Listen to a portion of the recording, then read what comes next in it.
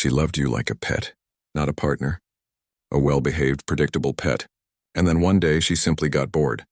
The mirror tells a brutal truth, doesn't it? You see a man who tried. You see the efforts, the sacrifices, the endless attempts to be the good guy, the one who listened, the one who understood, the one who built a comfortable, safe nest. And she flew right out of it. Not because another man offered a better nest, but because she craved the sky. The wild, unpredictable, terrifying sky you stopped daring to explore. You thought love was a gentle lullaby. She needed a battle cry. You brought her peace. She yearned for the primal thrum of danger that made her feel explosively alive. Every man you admire, every man she secretly dreams of, understands this. He knows that comfort is the enemy of passion. That predictability is the slowest, most agonizing form of death to desire. You became her emotional sedative, a predictable sunrise she could set her watch to, never a solar eclipse that momentarily plunges her world into awe. And in the secret, untamed chambers of her heart, a woman will always choose the eclipse. She will always choose the man who commands her wonder, not just her devotion. They tell you women want equality. They tell you they want a best friend. They tell you they want a sensitive, emotionally available partner. And you, like a dutiful student, absorbed every lie. You poured out your heart, articulated every feeling, made yourself an open book, a transparent pane of glass she could see right through. And what happened? She looked through you. Not at you, but through you, because there was no mystery left. No unclimbed peaks, no uncharted territories within your soul. You became a solved equation, and nothing is more boring than a solved equation. Her body, her primal intuition, screams a different truth than her words. It whispers of warriors, not poets, of hunters, not philosophers, of men who could, if necessary, tear down mountains for her, not merely write sonnets to her beauty. This isn't a judgment. It's biology. Millions of years of evolution etched into her DNA, programming her to crave a certain kind of strength. Not brute force, but the contained, coiled power of a man who is a force of nature unto himself. A man who does not need her, but chooses her. A man whose attention is a gift, not a given. You, my friend, are an overflowing well she can drink from at will. She knows the water will always be there, always available, always the same temperature. The monster she truly desires is the desert mirage, always tantalizingly close, always promising sustenance, but never fully possessed. It's the chase that electrifies her, the uncertainty that makes her dopamine receptors sing. When you remove all tension, all doubt, all pursuit, you remove the very spark that ignites her. You became a reliable appliance, and no woman fantasizes about an appliance. Let's talk about her tests. Those little provocations, the manufactured dramas, the irrational demands that push your buttons. You think she's trying to start a fight? She's actually checking your masculine polarity. She's asking without words, "Are you still a man, or have you become another one of my girlfriends in pants?" And with every apology, every desperate attempt to appease, every time you choose peace over principle, you answer her loud and clear, "I am a lamb. I am a follower. I am yours to command." And with each concession, her desire for you wilts a little more. She doesn't want to win these battles. She wants to know she's with a man who could win them all but chooses his wisely. She wants the monster who could devour her but lets her live. You fell into the trap. You made her your world. And in doing so, you revealed how small your world truly was. So small that it fit entirely in her hands. So small that she could crush it whenever she wanted. The man she craves, the man who holds her fascination, has a world so vast, so rich, so overflowing with purpose and conquest that she can barely take it in with her gaze. She spends her life trying to conquer more territory in his world, knowing she will never fully possess it all. That is the difference between you and him. You offer a conquered kingdom. He offers an eternal war. And guess which one a woman chooses? She doesn't want you to love her like a beggar, desperate for crumbs, terrified of losing the little you have. She wants you to love her like a king, generous because he can afford to be, selective because he has options, come because he knows that if this queen leaves, another will grace his throne. This isn't arrogance. It's emotional self-sufficiency, the most powerful aphrodisiac known to man. You stopped growing the day you conquered her. You rested on your laurels, got comfortable, emotionally fat, predictable as the changing seasons. You mistakenly thought female desire was an exam you pass once and for all, not a fire that demands constant fuel, and your fuel ran out years ago. The monster never stops conquering.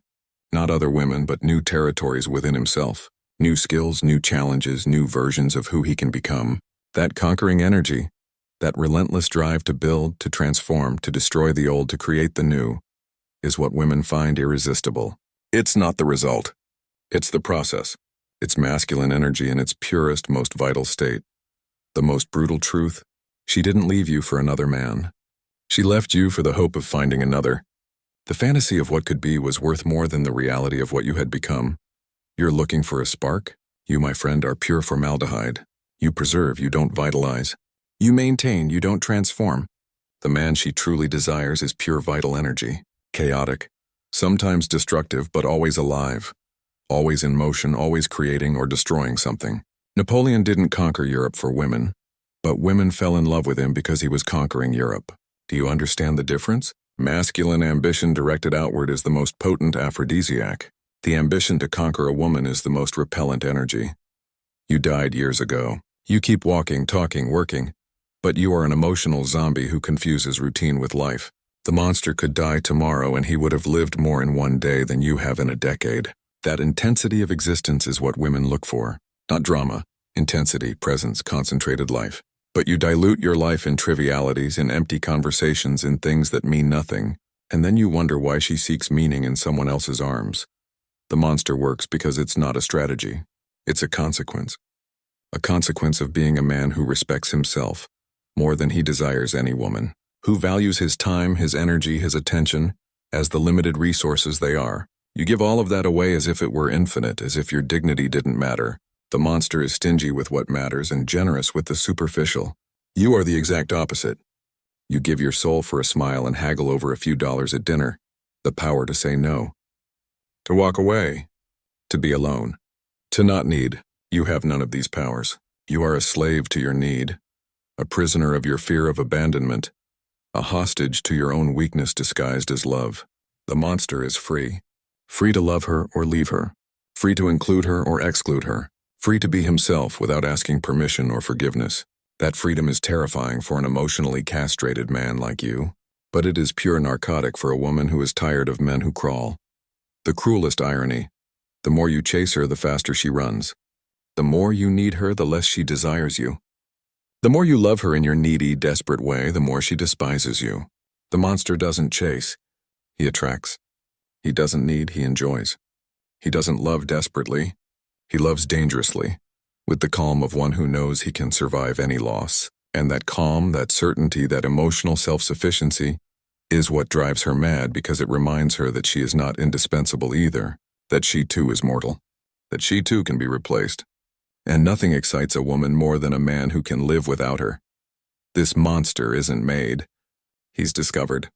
He's buried under layers of social conditioning, of learned fears, of lies repeated until believed. You don't need to become someone else. You need to stop pretending to be someone you are not. He is the man you were before fear castrated you. Do you remember when you were a child and feared nothing? When the world was your playground, not your prison? When you didn't need permission to be happy? That wild child is the father of the monster. But you killed him. You sacrificed him on the altar of responsible adulthood, trading him for security, for acceptance, for the promise of unconditional love that never came. And here you are, alone all the same, but now without dignity, without purpose, without fire. The monster isn't perfect. He makes mistakes. He has fears, he doubts. But he does something you stopped doing long ago. He acts in spite of fear. He lives in spite of uncertainty. He loves in spite of the risk of losing. He doesn't act to impress women. He acts to impress himself. And that is the fundamental difference. You live for others, especially for her. Your mood depends on hers. Your day is good if she smiles. Your life has meaning if she loves you. The monster lives for his mission. Women are a pleasurable complement, not the main course. They are the salt that adds flavor, not the food that sustains him. You don't need a manual. You don't need a course. You don't need permission. You need to remember who you were before you forgot who you are. You need to stop chasing women and start chasing the best version of yourself.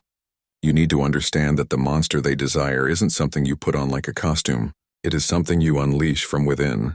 It has always been there, watching, hungry. The question isn't whether you can become him. The question is whether you have the balls to let him out. Because once he comes out, there is no going back. You will never again be the tame man who begs for crumbs. You will not be able to settle for a second-hand life. You will not be able to pretend that mediocrity is enough. And that is terrifying. That is why so few do it. That is why there are so few monsters and so many lambs. That is why she left you for the promise of one. Wake up. Not because I say so. Not because she wants it, but because it is already too late to keep sleeping. And when you wake up, when you finally let the monster out, don't do it for her or for the next one. Do it for the boy you were and betrayed. Do it for the man you could have been and buried alive. Do it because the alternative is dying having lived someone else's life. Look at her now. The longing in her eyes is not for a gentler touch. It's for the thrill of the unknown, the challenge of the unconquered. You have the power to ignite that fire within her, not by appeasing her, but by becoming the untamed force she inherently craves. You think this is manipulation? No, manipulation is deception. This is mastery. This is understanding the deep currents of human desire that have always existed, whether you were aware of them or not. She operates on instinct. You, with this knowledge, can operate with intention. She hides secret fantasies. You have the power to awaken them. She gets bored when pleasure is always available. You have the power to make your attention a prized reward. This is about becoming a master of attraction, not a predator. It's about consciously fueling the fire, not letting it dwindle to embers. If you are ready to reclaim that primal power, to become the man she can't help but wonder about, the man whose absence sparks a craving more intense than any presence, then you need to commit. Commit to the relentless pursuit of your purpose. Commit to honoring your boundaries. Commit to the terrifying freedom of not needing her, not needing anyone to define your worth. Stop being the gentle lamb and unleash the wolf within. This isn't just about getting a woman back. This is about getting yourself back. The man you were always meant to be. The man she will never forget. If you're done living a half-life, if you're ready to embrace the unpredictable, untamed power that will not only attract her but transform your entire existence, then click the link in the description. Your journey to becoming the unforgettable begins now.